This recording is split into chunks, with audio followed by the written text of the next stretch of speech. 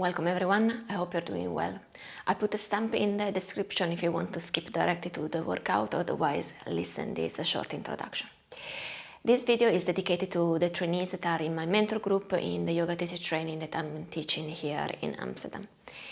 They would like to develop the skills and the strength to actually be able to practice some arm balances and inversions in the yoga world. As many of you know, yoga is very much based on developing flexibility. However, in traditional vinyasa classes, there are a lot of positions that definitely require more strength, resilience, stamina, such as those arm balance. Think about Astavakrasana or Pincha Mayurasana, for instance. Now, even if you practice daily or 3 times in a week, a regular vinyasa class, yes, you will develop skills, mobility and a bit of strength, but most likely it's not going to be enough to actually be able to perform those other more advanced, let's say, asanas or yoga positions. I suppose that the fastest, maybe even the best way to actually acquire and develop strength and stamina in order to practice those asanas would be to train with weights. Whether it's joining specific disciplines such as CrossFit or weightlifting, or maybe going to the gym and using machines with weights. Many of you and many yogis are not really into weights. There is this type of aversion toward either working out with weights, or maybe you simply don't have the time to include also going to the gym together with practicing yoga and so forth in your life. So I do understand that. In this case, I guess that you are left only with one option, which is train with your body weight and using what we call usually yoga drills, which are exercises from the fitness world. You find them like just Googling, on the Google search bar. And that you find across many different disciplines. So again, CrossFit, gymnastic, gym bro, and things like that. So we will practice a variety of those, maybe about half an hour. Let's see, I have some of those exercises put down on the phone. Let's see how intense it is. But definitely feel free to choose a few of them and then maybe do more repetitions of them. So you choose between, 3 and 6 exercises of them, and then you go to failure. So you're doing a push-up, whether it's with the knees down on the floor or a regular push-up. You start, maybe you do 3 push-ups, then at the 4th you start like shaking, maybe the posture, for instance, is start to be a bit slack, so there is a sort of a banana shape in your back instead of engaging the core. 5th start to be even worse, and then at the 6th basically you smash your face on the floor. That is your fail attempt of the push-up. It's time to stop, and you can include another exercise. So say you start doing air squat, same kind of attitude, so you start doing a repetition, so go for a good set. Depending on the exercise, don't aim for too much. So maybe a push-up, aim for 5 and 10. Air squat, you can go maybe up to 20, 30 air squats. And then again, when you start feeling like, okay, I can't possibly flex my hips anymore for this air squat, then it's time to stop and then maybe pass to the 3rd exercise in this set, in this cycle. And again, do as much as you can in terms of repetitions. And then you start again maybe from the push-up and you do 3 cycles in total of those 3 exercises that you chose. It's important to go for repetitions. Moderate the pace. You definitely don't have to go super fast unless you want to also include the cardio aspect of the discipline. But otherwise, I would say moderate pace, but more repetitions, because this is how you fatigue your muscles and eventually build up strength just using your body weight. Last thing to mention is that obviously if you practice those exercises like once in a month, most likely it's not going to do anything for you. I understand that maybe you do it all the way, those 30 minutes for instance, and then the day after you start to be sore, so you think, okay, I need to rest. Yes, give a bit of time to your muscle to rest, but don't wait too much to keep on training on strength, because otherwise it's pointless. Let's get started.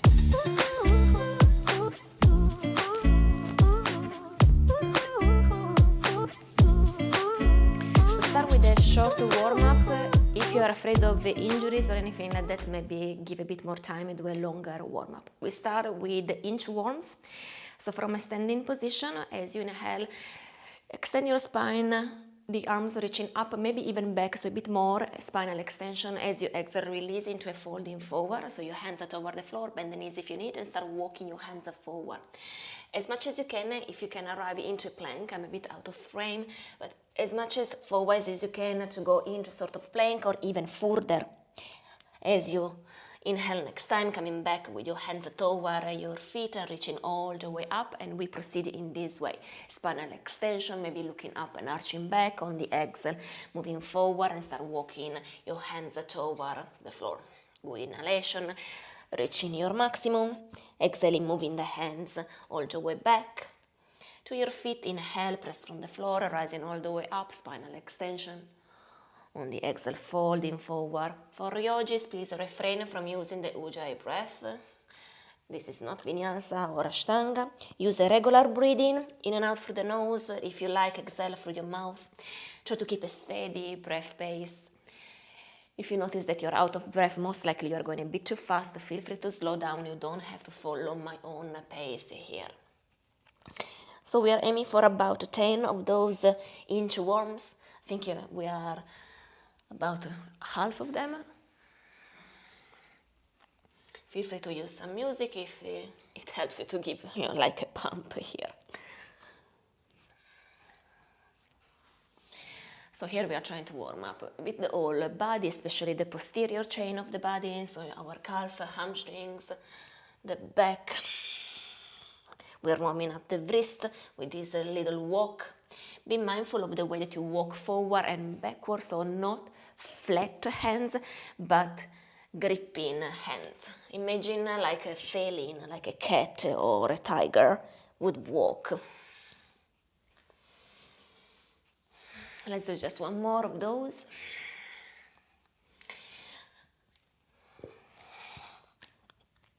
Remember to activate your abdominal muscle when you are in a sort of plank.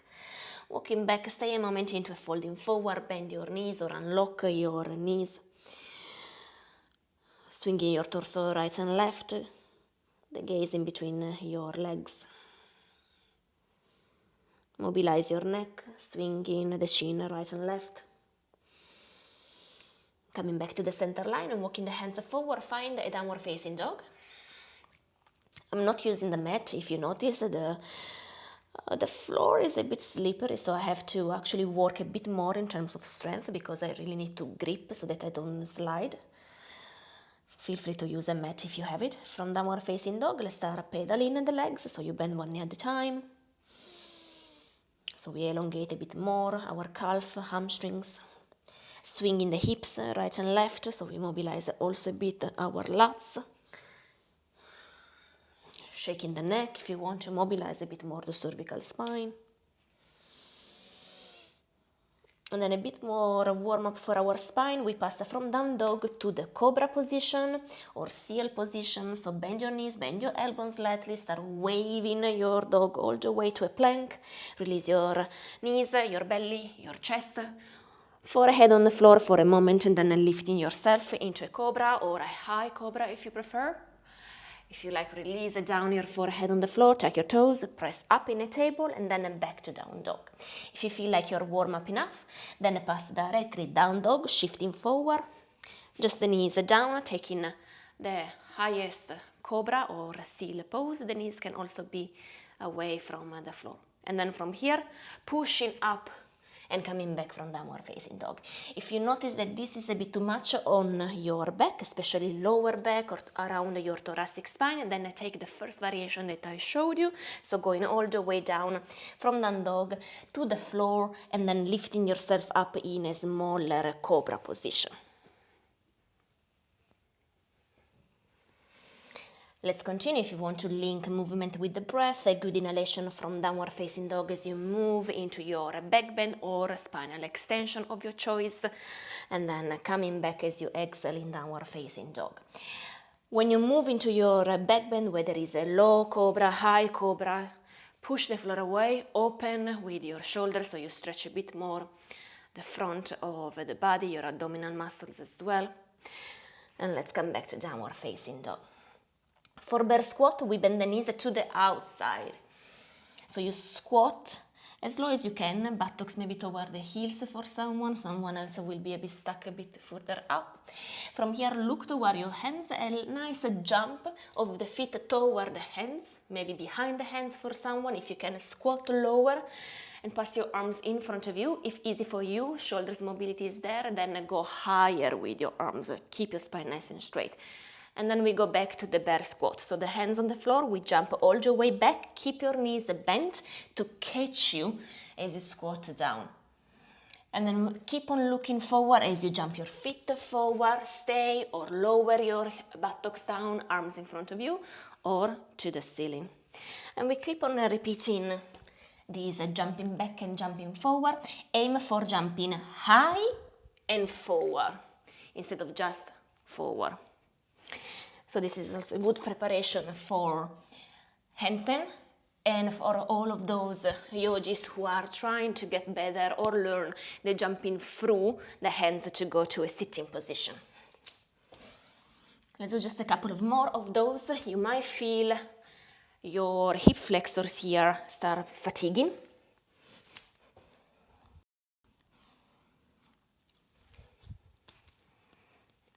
And we're going to fatigue them a bit more because from here we pass to stand and we will do a bit of a hair squat. So let's have our feet slightly oriented to the outside. The knees will follow that direction. The arms in front of you to start with when you lower yourself, and then when you come up you can release your arms along the body. Going all the way down, if you want to use the whole range of motion, for yogis that are used to Malasana, which is this type of passive squat. The challenge is actually don't go all the way down resting on your hips, stay a bit higher. So if this is your Malasana position, your squatting position, try, push from the feet and lift slightly higher. See how many centimeters will be from here to here, maybe 5 centimeters. I can assure you I feel the difference. So when you do air squat, you come all the way to extension, extend your psoas and your hip flexor. So push your hips forward, so you release them for a moment, and then you flex them without collapsing all the way down, even if you can. You can use your arms just to help you out. If you have a small weights, you can definitely do the same with weights.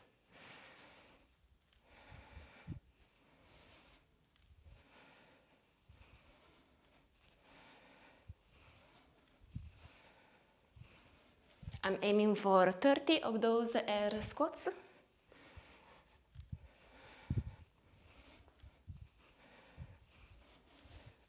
I'm halfway through, I'm a bit faster in my air squat, I can go also faster.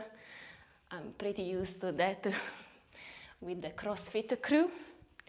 But if for you it's too much, please either slow down or maybe do less repetition.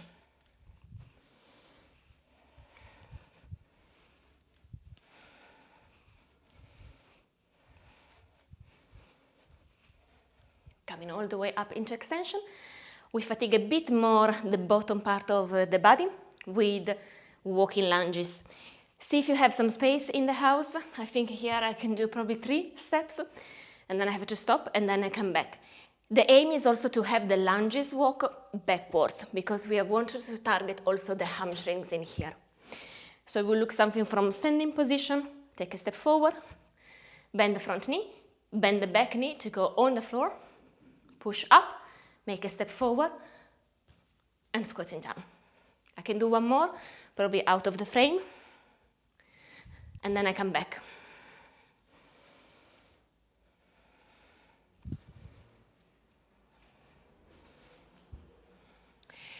The aim is to try not to bubble too much, but to activate a bit more the core muscle to keep you and prevent you from slacking and doing this type of thing.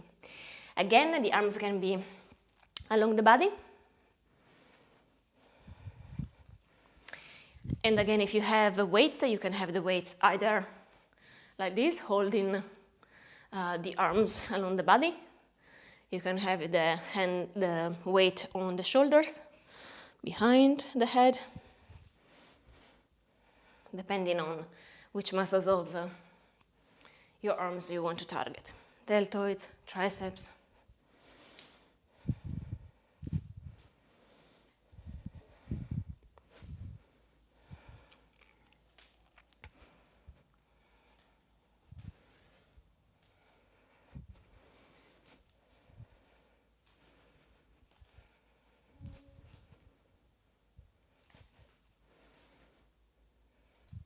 If you don't have space, you can just do one side, the other side. Another option is to stay on one side, up and down, up and down, up and down, and then you change the side. Same concept, up and down, up and down. Let's stretch a moment the hip flexor, so come to a low lunge, or even better, maybe a lizard type of attitude, so the right foot is a bit more to the outside. Lean forward and then have a twist. If you want to stretch more your quads, you can bend the left knee and catch the foot if it happens.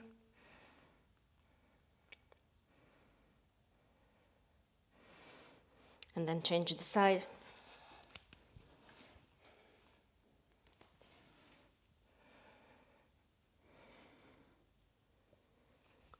Don't linger too much into stretching. Wait maybe the end of the whole routine that you chose that day for some stretching, because I know it's very tempting for yogis to just stay here and stretch the whole thing. Let's come to sit. So from kind of butterfly or Baddha Konasana for yogis, we don't stay into the stretching, but we do sit-ups. I suggest you to have something soft. If you are in the gym, they also have like pads, air mats that are shaped more or less like a cushion. So they prevent you a bit from compressing too much the vertebrae here in the lumbar spine when you go down, but try also to activate a bit more your abdominal muscles, so you squeeze them and the navel is going backward basically toward your spine, so that you don't overarch too much when you are lying down. So keep your legs in a diamond shape. If that is not available, then maybe a crossing legs position might do the trick as well. We go all the way down with the arms possibly extended over the head. Here is where I'm telling you, maybe avoid to overarch unless you are doing like a pose. You stretch your abdominal muscle, then you start engaging, so you flatten these arch in the lower back, and then you do your sit-up. Otherwise, keep it a bit more engaged the whole time, also when you go down, before then lifting yourself up. When you lift yourself up, aim for hands over the feet if possible, so you really do a good crunch in here, in your abdominal muscle, rather than getting up and staying here. Try to go all the way, so you also use a bit more mobility in the hips. You can do the same exercise with a stick, like the stick of a broom, on your hands. It's gonna be definitely more challenging. If the tailbone or around the sacrum area hurts because of the bone sensitivity, then simply fold a blanket or something soft underneath. When you do a lot of repetition of this, if you're wearing something synthetic, you know, like those shorts that are synthetic, you might bruise your skin toward tailbone and sacrum area. So be mindful of that, talking from experience.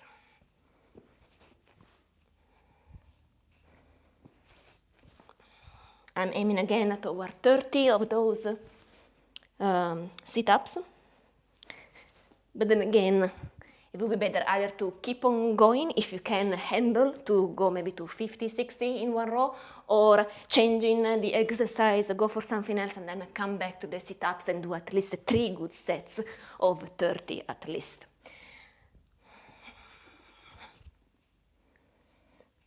Of course, it's pretty individual. If you never work out, you have done mainly just some stretching with yoga, then clearly you need to lower the repetition, the intensity of your workout.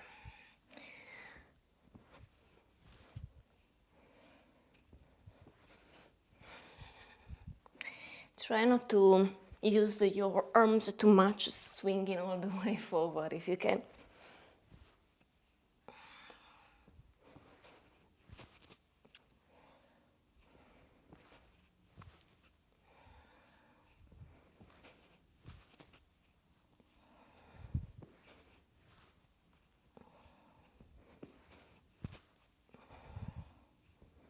Just a couple more.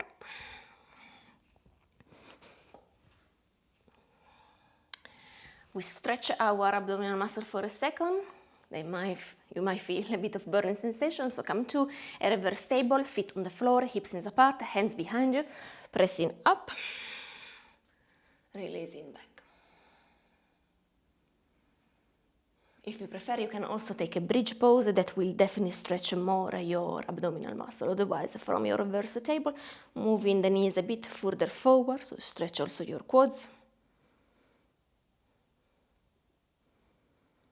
And then coming back to reverse table, from here we go toward L-sit. So extend your legs, pass your buttocks in between your arms, keep your buttocks up if you can. Let's come back up, looking up, push up, hips up, don't collapse in here. And then release into your L-sit variation. So you have your feet on the floor.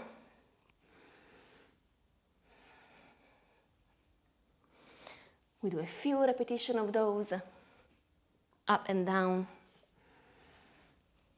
So we get also a bit more warm into the shoulders area. If you can do the L-sit, then maybe try the L-sit. You can come to sit, the hands are next to your buttocks or slightly further forward. Tilt your pelvis so that you are leaning a bit further forward. Keep your legs fully extended, especially your quads muscle. Think about pulling the quads toward your core and then see if you can lift up maybe only the buttocks or the legs as well. This is also a good exercise. If you are struggling with this, you can try with 2 blocks under the hands. Let's move on, Navasana, or boat pose.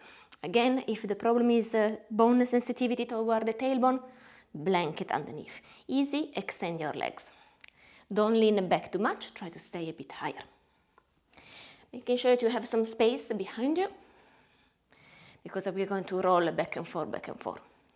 So from your Navasana, all the way back with your back on the floor. Squeeze your core so that the buttocks lift up. So try not to use your hands to lift your legs up in a kind of a plow pose. No need to go for feet overhead. Then with control, we come back, buttocks coming into boat pose. And we keep on rolling.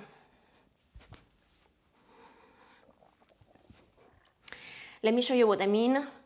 When I'm down, I've tried to not use too much of the momentum to lift my legs and buttocks up, but the contraction of my core. No hands. You can simply do this a few times instead of doing the all rolling back to plow and rolling forward to Navasana.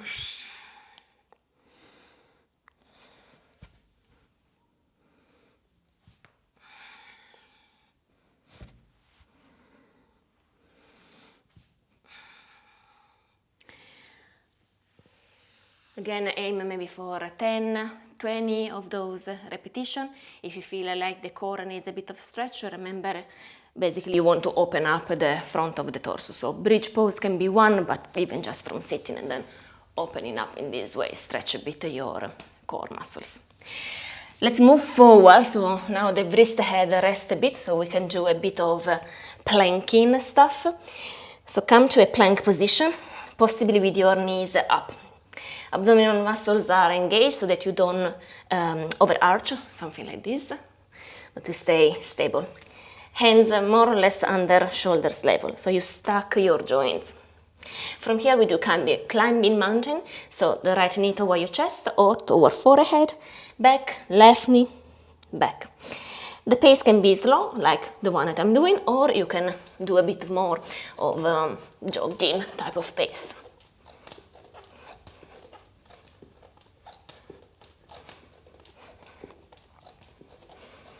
other option is to climb to the side.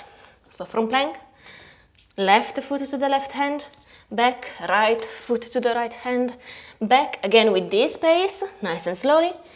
So you come to a kind of a lizard position, if you like, in the yoga world, or jumping. So from here, jumping, jumping, jumping, jumping.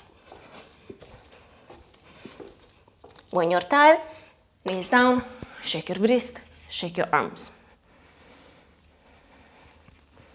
If you feel like the tiredness is mainly on the core, then maybe have here a sort of a camel position. So again, you stretch by extending your spine and opening the front of the body. If the wrists are complaining, maybe switch toward forearms plank. So you come to your forearms, palms on the floor, extend your legs to the back, and again, without arching, so don't collapse down, don't take Sphinx pose. Stay up in a forearms plank, push the floor away from you, squeeze your core. You can also squeeze gently your buttocks to help you out here. Looking toward your forearms or in between them. Have a break, so I show you. Another thing that you can do is passing from forearms plank to a regular plank. Just careful if there are some imbalances or instability in the shoulders area. So I start from a plank pose. I lower one forearms, the other I'm forearms plank. Then I push myself up, one hand, the other hand, I'm back in plank pose. Making sure that you're changing the way that you're going down. So now I'm going down from the right side and lifting up from the left side. Again, you can repeat these for several times. If it is too much, you can do the same with your knees on the floor. However, if you do have your knees on the floor, avoid to go into cow pose. So squeeze still your abdominal muscle and don't move back. So don't think about a table alignment, but a bit further forward. So walk your hands a bit further forward.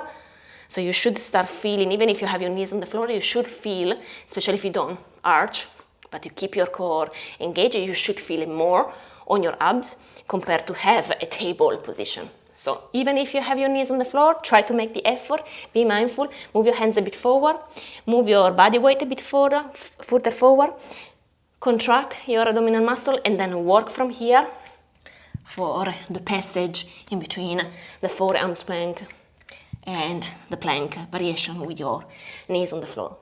The same goes for push-ups. So now we go a bit of push-up. If you need to have a break for your wrists, remember you can shake them. You can make a few rolls in here.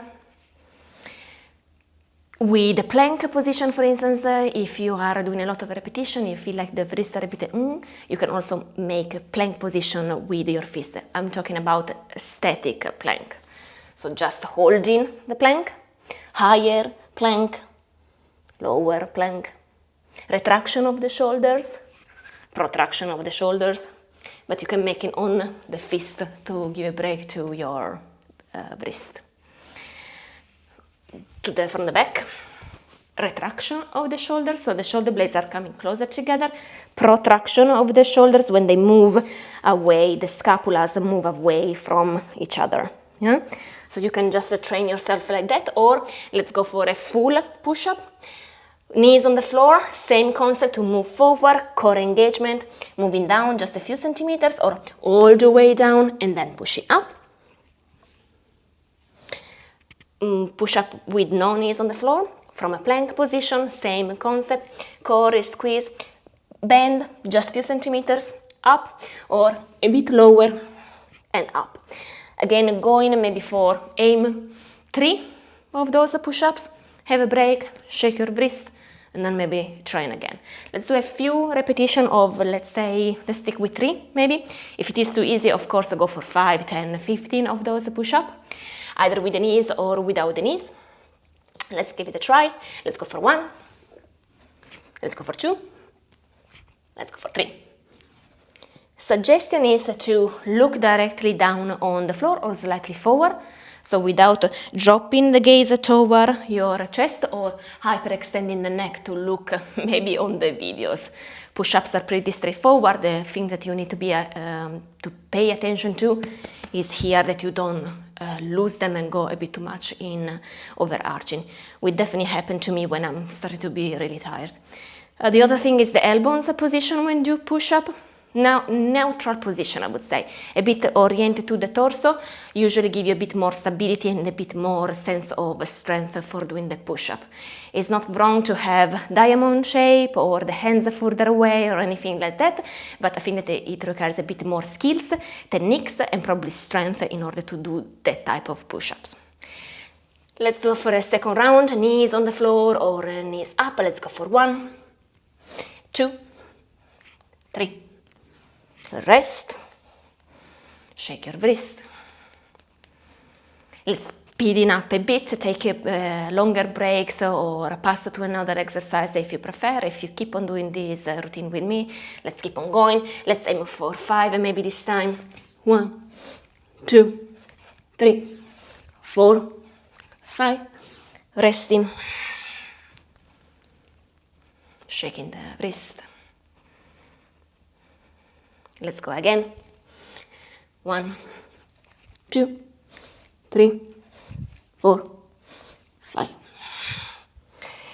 Let's give a break to our wrist, going into a bit more mobility in the shoulders for those who are working for Pincha Mayurasana or forearms stand.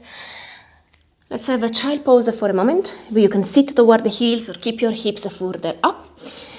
Extend your arms to the front, then take your hands together like in Namaste in yoga pose, moving the thumbs toward your neck or the back of your neck, elbows pointing forward. If you feel like this one is too easy for you, then go for puppy pose instead. So arms fully extended, coming up with your torso, so buttocks are up, move your hands further forward, and then melting the chest toward the floor.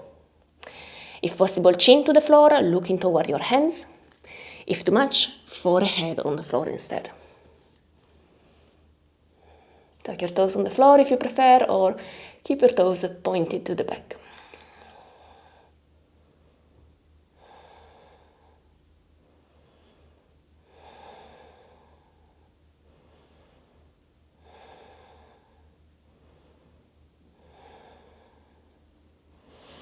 Pressing up for the hands, walking back.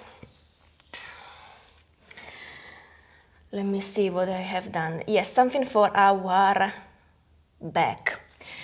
So from our table position, let's release the belly down on the floor, chest on the floor. We do a bit of exercises for here, lower back or the back of your core muscles. So keep your legs extended, if possible with your big toes touching, so we integrate also the inner thighs. You start squeezing your glutes already and then activating the lower back muscle. If you start already squeezing those muscles here, you probably notice how the torso start lifting up already. Don't use the Shalabhasana, locust pose, so you don't facilitate the exercise with your arms. Keep your arms free, either along the body or open to the outside if there is a space, and then let's try to lift ourselves even higher.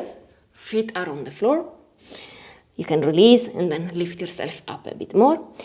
If it is painful under your iliac crest, those bones sticking out, again, rest your belly on a blanket, or now I'm using this pillow because this is what I have here.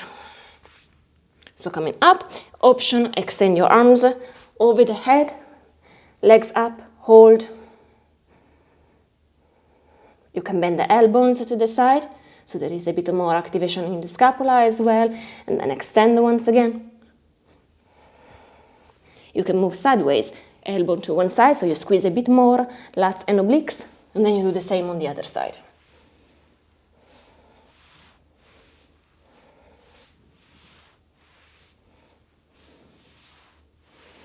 And let's release. Release everything, softening for a moment and swinging the hips right and left just to release. A good push-up then to come all the way up. do a bit more repetition of this. This is really good for the lower back. There are many exercises that you can do without the weights for those muscles in here. This chain in here is really hard to work if you don't have weights. If you have weights instead, it's one of the main target. All the deadlift and all this kind of weightlifting work with these muscles engaged. Let's do one more thing standing, just for the quads. I noticed that this is also something that that require a bit more attention, let's say for yogis, because in yoga we have Utthita Hasta Padangusthasana, which is this one when you lift your legs up. Ideally you lift it up and then you take your foot or toe. Then you stay, you can fold, you can have the outer rotation of the hip, and then there is in Ashtanga especially these that you stay up, and a lot of people struggle with that. So let's give it a try and let's see if we can get better. So the more you do it, the better it is. We need the strength in our quads for doing that. A trick here, you can start by bending the knee, of course, but the trick is don't lean back. You need to squeeze those abs. You need to have those hip flexors working and squeeze your quads. So think about pulling basically the leg into your belly. So the torso slightly move forward to start with, then you can come a bit straighter, but better to move slightly forward compared to lean back. And see if you can extend the leg, flexing or pointing the foot, it's your choice. You can keep the other leg slightly bent to catch you with the balance. The arms along the body, in front of you if you prefer, over the head if you prefer. The aim is to keep on squeezing those muscles and keep it up. Notice if you are out-rotating the hip, for someone this is what happened. I suggest you to keep it just aligned. So think about your knee or kneecap. Forward with your left foot, with the left knee that is moving up to the ceiling, and then maybe you adjust your torso and then you choose your arms position. And then again 3, 5 breaths and giving a break. If you can stay even longer, then go for maybe 8, 10 breaths each side.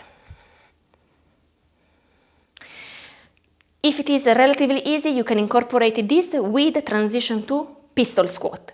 You can do the pistol squat all the way to sit, so right side, all the way to sit, with your arms in front of you, with the hands toward the floor to catch you, and you sit. And then try to come up by moving forward, using a bit of mobility of your hips, otherwise push with the hands. You repeat on the other side, left leg up, you stay, maybe those 3-5 breaths, you do the pistol squat, down to sit on the floor, pushing up, or you do pistol squat. I suggest you to start with the wall next to you, hand on the wall, on the same side of the leg that is up, going down as you can, and then pushing all the way up to come back up. A variation also that I do, because this for me is a bit of a struggle, especially when I'm tired. So what I do is that I do this variation instead. And then I come up.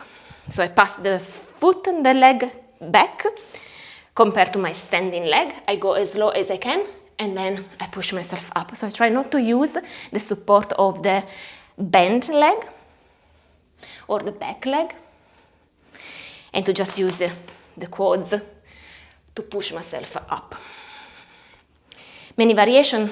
I think that there are others, like just bending like this without passing behind as well. So find maybe something that works a bit better for you. If you're using a chair, just making sure the chair is sturdy and stable. Definitely not the one with the wheels, because you do this and then and you fly away. So something stable. Let's finish up with some regular abs exercises that everybody knows, but just for you to refresh your memory from maybe high school or gym time.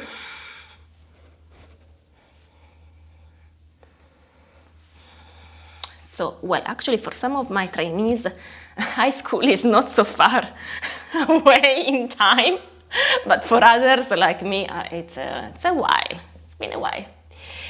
So lying down, again, I'm using this pillow. Don't even have the mat, but you can definitely just rest your back on the mat. Hands interlaced behind the head, elbows pointing out if you can, feet on the floor, contract your abs, so you start already flattening this arch in the lumbar spine, and then we crunch all the way up. Options here, going down and up, like you have done basically in sit-ups, or hold. Hold here, keep on squeezing everything here, keeping tight. Don't close with your elbows if you can, keep the elbows pointing out in the meantime. You can definitely do it also without the hands, however, if you're not used to the neck muscles, it might hurt the day after. Options here is also bending the knees a bit more to the chest so the feet lift up, and you will do a bit more side to side, or this is actually cross lateral. See, my right elbow to the left knee, crunch so that they touch if possible. And this is also for the side basically of your core.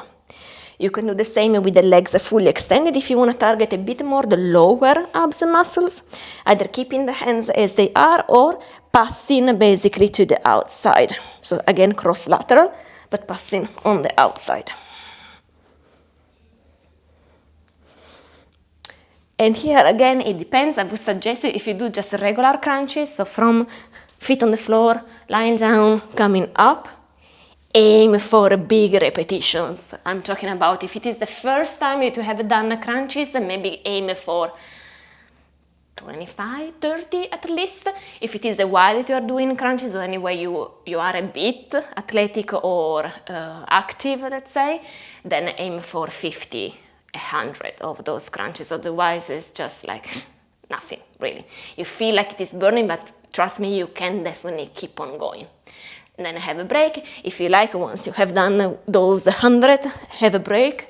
Take a bridge pose. It doesn't have to be super tall or super big bridge pose, just to stretch a moment.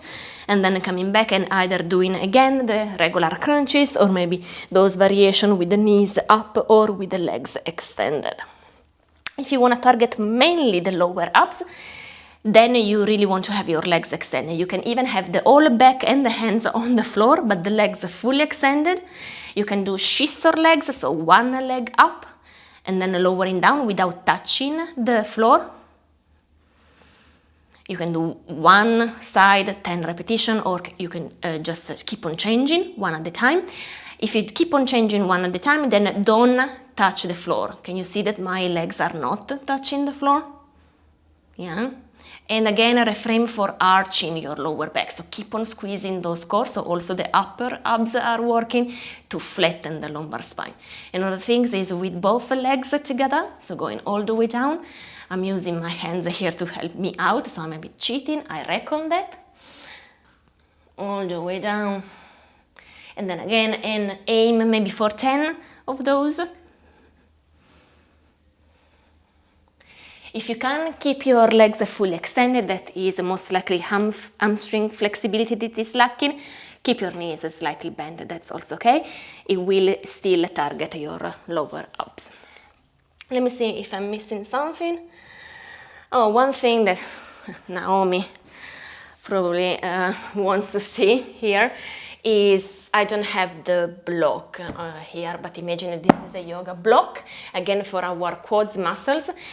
This is a straddle position, it's like Upavista Konasana in yoga, so you can have the block just in front of, or on the inside, in front on the inside of one leg, and what you want to do is that you lift the leg and you pass over the block, so you come a bit more toward the midline.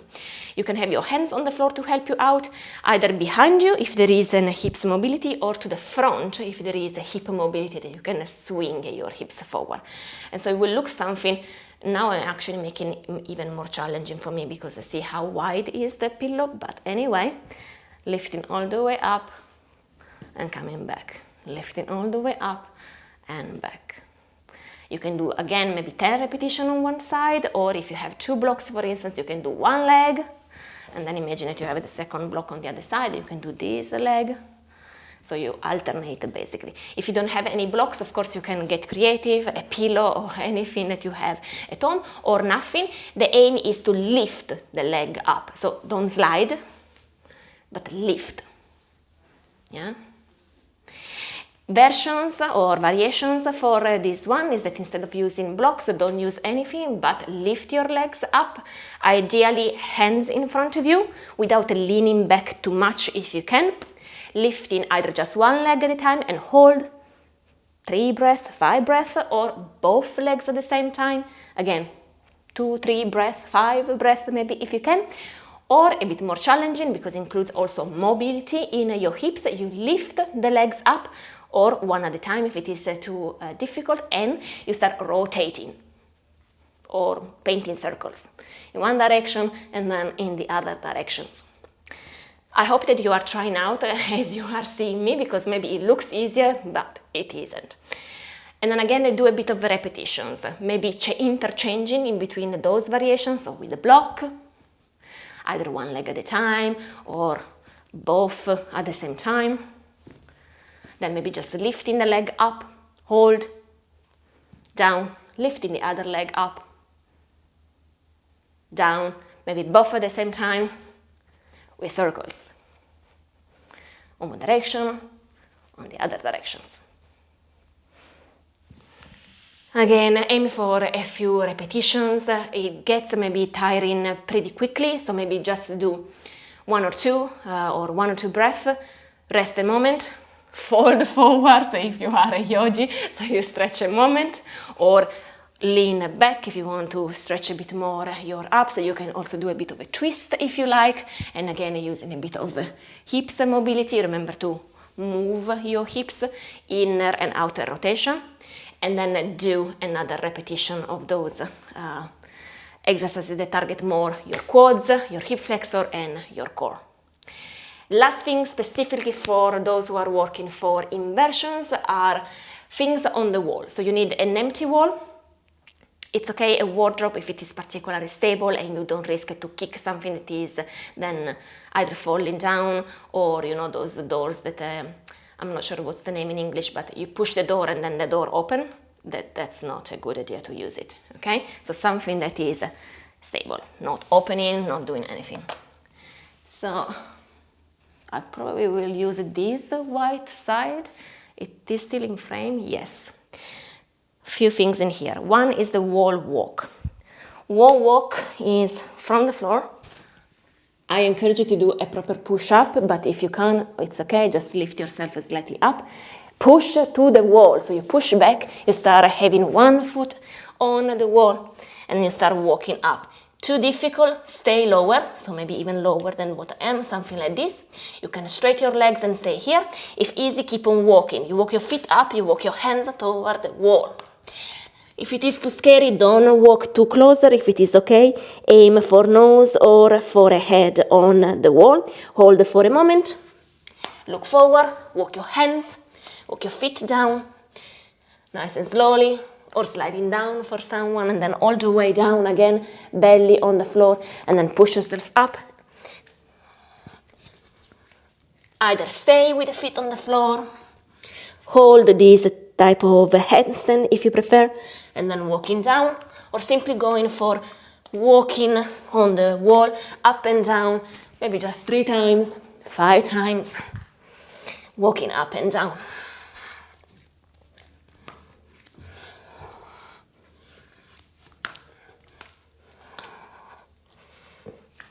Okay, few other options here. Either facing the wall, like now, or giving your back on the wall. When you give your back on the wall, might be maybe a better solution for those who are afraid of falling back, because you know that there is the wall behind you. If you're not afraid of falling back, then maybe give it a try also with this position like I did, with the face on the wall, so your back is free basically. It gives on the room that you are using. So the other exercise is tapping one hand on the shoulder. If this is not available for you, you cannot be upside down, then the solution is to do the same in a plank position. Plank position, tap the opposite shoulder. Right hand, left shoulder, left hand, right shoulder. Avoid to swing too much with your hips. Stay a bit more to the center and then tap. It's a quick tap, unless you want to spend some time in there, but otherwise it's a quick tap and then you change.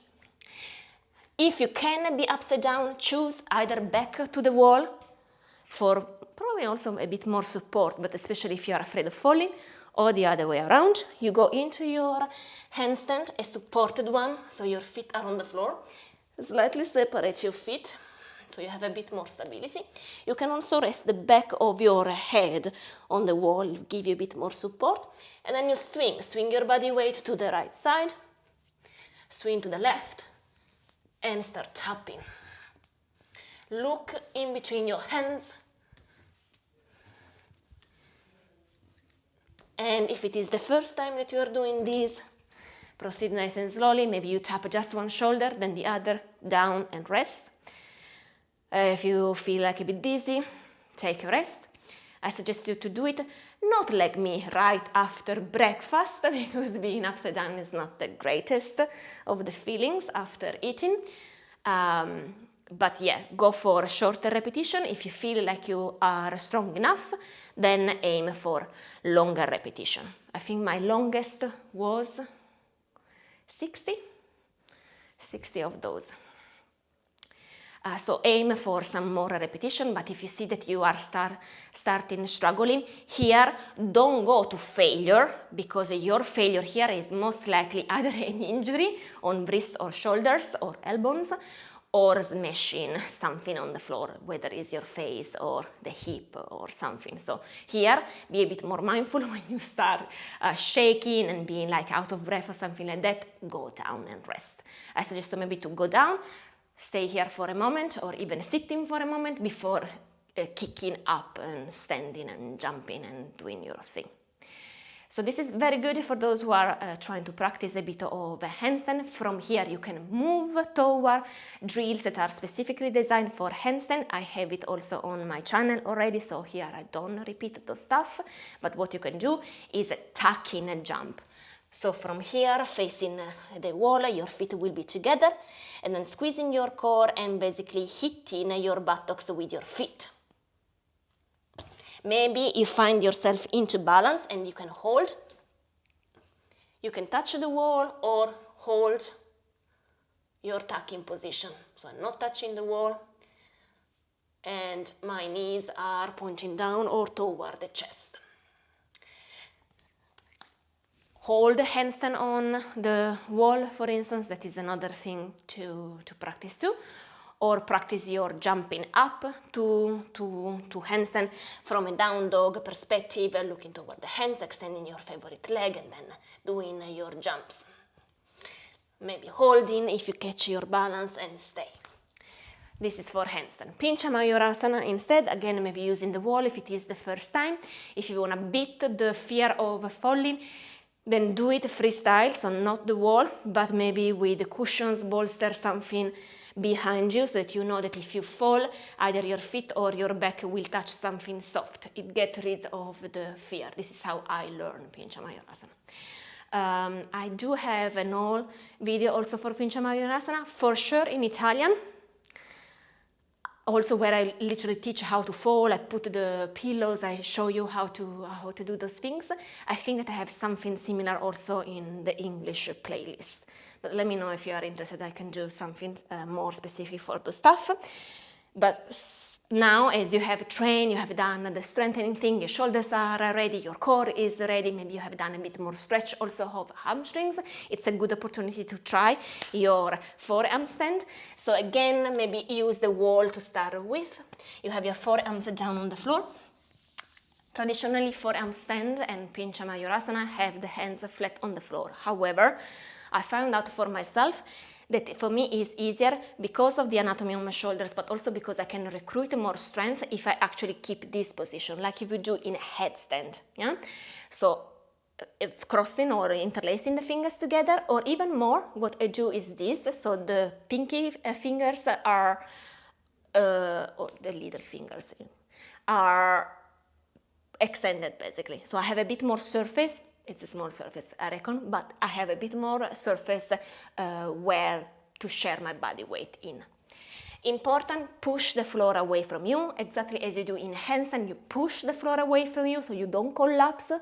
There is more protraction of the shoulders rather than a retraction. So you push the floor away with your hands. In forearm stand, you push the floor away through, well, if you do this, from your fingers, side of your hands, your forearms and your elbows, you push the floor away, and so you activate all those muscles and you don't collapse too much. Same if you're doing Shirshasana, so the head is on the floor, top of the head is on the floor, back of the head is resting on the hands. The weight is not on your head, but it is again on your arms. So you push. So even if I don't have now any weights on my arms, this is just relaxed. And here I'm actually engaging. So this is something that you want to feel before start lifting anything up. If you're doing the forearm stand, you prepare yourself, you're looking in between your forearms or toward your hands. You pass it to a dolphin pose. The distance in between your elbows is your distance. It's not like mine or anybody else. So the easiest way to check is just to grab the opposite elbow, like literally grab it and then extend once again your arms, and that is your distance. It will be different from mine. So pass through dolphin pose, activate your arms and muscles, so feel the support of your arms. Then if you feel stable, you extend your favorite leg up. If you notice that your favorite leg is here, that the standing leg is completely bent because there isn't flexibility in your hamstrings, I wouldn't even try to kick up because nothing is going to happen. Because you need to develop enough flexibility on your legs, specifically hamstrings, and mobility into the hips to do the tilt to kick up. Most likely there is also a bit of lack of strength if the other two parts are missing, but those parts are important. The flexibility in the hamstrings and the mobility in the hips are a requirement. For instance, my husband is a big dude, very strong, training all his life, and he has some issues in doing Pincha Mayurasana, not because his arms are weak, because definitely they aren't, but the mobility in the hips is not that developed, and his hamstrings are very strong, but not so stretchy. And therefore, to kick up requires a lot of effort. He's also obviously a heavy dude, so that maybe doesn't really help because he has a lot of weight then to put up in the arms because the bottom part of his body is very heavy. But if he has a bit more mobility, like if he has the mobility that I have in my hips and flexibility in the hamstrings, it will be just like, yeah, just walking on the forearms basically, because it will be so easy for him. So think about it in a holistic way, as we usually do in yoga. For forearms stand, yes, keep on practicing for developing the strength and the stamina in your forearms and arms in general, shoulders area, traps area, core muscles, but you also need to work on the mobility of your hips and keeping the hamstring stretch, which if you are a yoga practitioner, most likely you will develop sooner or later. I would say sooner than later. So favorite leg is now extended up. You find out that you have also good mobility in your hips. You keep on looking toward your hands or in between your forearms. You don't collapse with your neck into your shoulders, and then you bend the other leg to do a little kick up. If you do a very strong kick up, it's okay if you have the wall behind you, but you need to imagine that eventually you will let go of this wall. So it's really a matter of not really kicking with all the strength that you have, but more think about you are shifting your body weight from the foot that is down on the floor to more of your arms. So little jump actually, and then maybe extending the legs, but mini jumps. So you need to find, and again it's very individual as a thing, you need to find how to swing your body weight to the leg, from the leg, to your arms. And this is really just repetition. You kick a bit, you say, okay, this is too little of a kick. You kick a bit stronger and then boom, to the wall. Okay, that is a bit too much. So you know that is in between those two forces that you just applied in the kicking. And so you try to regulate. So a bit more than the one that really failed to kick up at all, but a little less of the force that you use when you smashed your feet on the floor. And you do it once and twice and 3 times and 4 times, and eventually you start learning what is the right force, basically, that you have to apply in order to actually shoot your legs up. This is the best way that comes to my mind to explain how I learn this position. Literally trying out error, try and error, and learning how much I have to kick so that I swing the body weight without kicking the wall if I have the wall behind me, or coming into a sort of a bridge pose if I don't have the wall behind me. Headstand, I know that some of you from my mentor group are working also on a headstand, so Shirshasana. I use this wall for a change. Again, checking this distance in between your forearms and then extending your legs. This time you have your head on the floor and the back of the head is resting on your hands. But remember that the weight is not so much on your head, but it's more again on your arms and shoulders. So the neck shouldn't collapse like something like this, but should be nice and stable, okay? Straight, neutral position of your cervical spine, and strength and activation of your shoulders and arm muscles. And again, if you like flexibility on the hamstrings and the mobility in the hips, it's really hard to go into headstand, especially if you don't have a wall behind you, okay? So you position once again with your forearms on the floor, you check the distance, you place your head in the correct way. Before doing anything else, you want to activate your arms muscles so that the head is almost lifting up from the floor, but you keep it down on the floor. Tuck the toes and extend the leg. And here you can already say, are my hamstrings flexible enough to hold this position, or am here? Or the feet are all the way down here. If you start from here, it's really hard. Even if you jump, there is no way you are able to do it. From knees on the floor, you need to extend the legs as they are, so simply extending. And from here, avoid to jump, learning right away from the first time to tilt your pelvis. So you shift your body weight. You can either slide the feet or you can walk your feet. It's harder if you slide and then you want to come up straight legs.